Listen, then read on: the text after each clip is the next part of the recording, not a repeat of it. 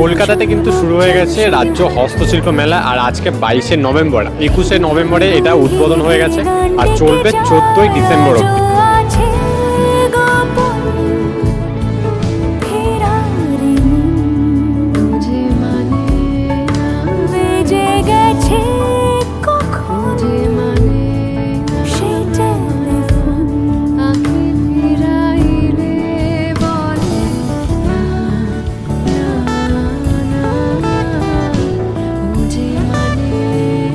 এই মেলাটায় যারা আসতে চাও তাদেরকে কিন্তু আসতে হবে নিউ টাউন সিটি স্কোয়ার মলের একদম সামনেই।